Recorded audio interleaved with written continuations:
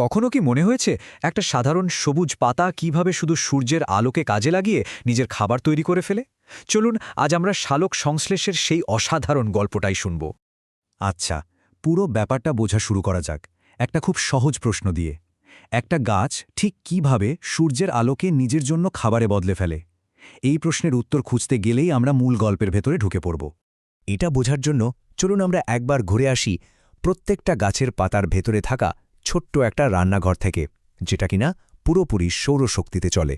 মানে খুব সহজ করে বললে সালোক সংশ্লেষ আর কিছুই না, এটা হলো প্রকৃতির একটা জাদুকরী রেসিপি। গাছেরা কি করে? ওরা শুধু সূর্যালোক, জল আর বাতাসকে কাজে লাগিয়ে নিজেদের জন্য শর্করা মানে খাবার তৈরি করে নেয়। এই যে রান্নাঘরের কথা বললাম, মানে ক্লোরোপ্লাস্ট, এর ভেতরে আবার দুটো আলাদা কারখানা আছে। একটার কাজ হলো আলো ধরে শক্তি বানানো, আর অন্যটার কাজ হলো সেই শক্তি ব্যবহার করে শর্করা বা খাবারটা তৈরি করা।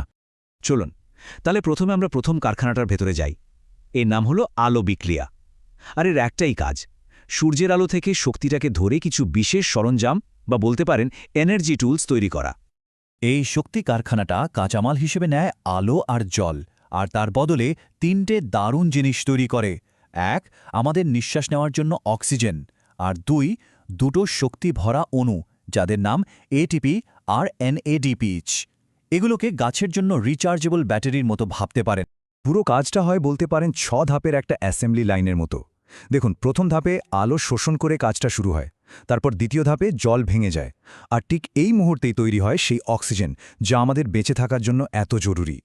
এরপর ইলেকট্রনগুলো একটার পর একটা ধাপ পেরিয়ে শেষ পর্যন্ত এটিপি আর এনএডিপিএইচ নামের সেই শক্তিশালী ব্যাটারিগুলো তৈরি করে ফেলে। এখানে আমরা পুরো প্রক্রিয়াটার আসল কৌশলটা দেখতে পাচ্ছি। ব্যাপারটা অনেকটা ড্যামের জলের স্রোত দিয়ে টারবাইন ঘোরানোর মতো। এখানেও ওই যে চলমান ইলেকট্রন, তার স্রোত একটা আণুবীক্ষণিক মোটরকে ঘুরিয়ে এটিপি নামের শক্তির মুদ্রা তৈরি করে। কি দারুণ, তাই না? তবে শুনুন, মাঝে মাঝে কারখানার একটু বেশি এটিপি দরকার হয়, তখন এটা একটা শর্টকাট রাস্তা নেয়, একটা চক্রীয় প্রক্রিয়া চালায়। এটা শুধু এটিপি তৈরি করে, তখন কিন্তু এনএডিপিএইচ বা অক্সিজেন তৈরি হয় না। বেশ, আমাদের শক্তি ব্যাটারি তো তৈরি, এবার চলুন দ্বিতীয় কারখানায় যাওয়া যাক। এর নাম কেলভিন চক্র। এখানে আমরা দেখব কিভাবে ওই ব্যাটারির শক্তি ব্যবহার করে আসল খাবার মানে শর্করা তৈরি হয়। এই শর্করা কারখানাটা মূলত তিনটে জিনিস ব্যবহার করে।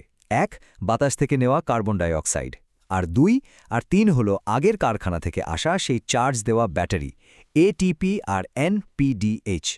এই সব কিছু মিলেই ও শর্করার মূল কাঠামোটা তৈরি করে। এই রেসিপিটারও তিনটে খুব সহজ পর্যায় আছে। প্রথমে এটা বাতাস থেকে কার্বন ডাই অক্সাইডকে ধরে বা সংবন্ধন করে, তারপর শক্তি ব্যবহার করে সেটাকে শর্করায় পরিণত করে, যাকে বলে বিজারণ। আর শেষে চক্রটা যাতে আবার চলতে পারে তার জন্য শুরুর উপাদানগুলোকে আবার তৈরি করে নেয়। আর এই স্লাইডটা কিন্তু খুব চমৎকারভাবে পুরো হিসাবটা দেখিয়ে দিচ্ছে। মাত্র 1 অণু গ্লুকোজ তৈরি করার জন্য এই চক্রটাকে পাক্কা 6 বার ঘুরতে হয়, আর তার জন্য লাগে 6 অণু কার্বন ডাইঅক্সাইড। তাহলে আমরা কি দেখলাম?